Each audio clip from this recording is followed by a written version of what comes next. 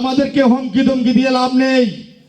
আপনারাই তো বলেছেন আমাদের ভোট নেই, 2% ভোট, 5% ভোট, কিন্তু আজকে আপনাদের মাথা নষ্ট হয়ে গেছে।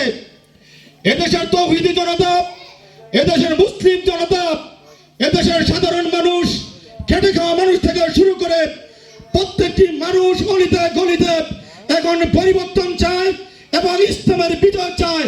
দাঁড়িপাল্লায় ভোট দেওয়ার জন্য তারা উদ্বিগ্ন হয়ে আছে ইনশাআল্লাহ। এই জন্য তারা কি করছে জানেন? বিভিন্ন টুপ দিচ্ছে, টুপ। একটা গল্প শুনেছিলাম, এক লোক নাকি নদীতে যখন ঢেউ উঠেছে তখন বলে, আল্লাহ তুমি বাঁচাই দাও, এটা দেবো সেটা দেবো, তোমার নামে কুরবান করব, এই করব সেই করব। তখন যখন কিনারায় চলে আসছে তখন কয়, তুমি তো ঝড় দিয়েছিলা, আমি তোমার লোক দেখাইছিলাম। তাদেরকে এই দেশের জনগণ প্রত্যাখ্যান করেছে চাঁদাবাজ হিসাবে, টেন্ডারবাজ হিসাবে, দখলদার হিসাবে। এই জন্য তারা এখন এদেশের জনগণকে লোভ দেখায়, ফ্যামিলি কার্ড দিবে, এটা দিবে সেটা দিবে। আমরা আজকে ঘোষণা করে দিয়ে চাই, আমরা এই ধরনের লোভ না দিকে আমরা বলতে চাই, জনগণের হক, জনগণের ন্যায্য অধিকার আমরা মাথায় করে গাড়ে করে আপনাদের দরজা দিয়ে পৌঁছে দিয়ে আসবো ইনশাআল্লাহ।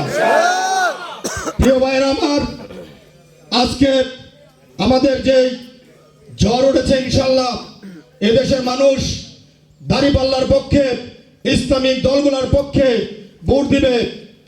এক সময় বলতো যে আপনাদের ভোটটা হয়তো কাজে লাগবে না, কিন্তু এখন সবাই বলছে যেহেতু সকল ইসলামিক দল একত্রে হয়েছে, ইনশাআল্লাহ এদেশের আকাশে কালেমার পতাকা উড়বে। আরেকটা ঘোষণা দিতে চাই, যারা আজকে আমাদেরকে বাধা দিয়েছিলেন, বন্ধুরা আপনারা শুনবেন, এই বক্সার গ্রাম থেকে আজকে আমরা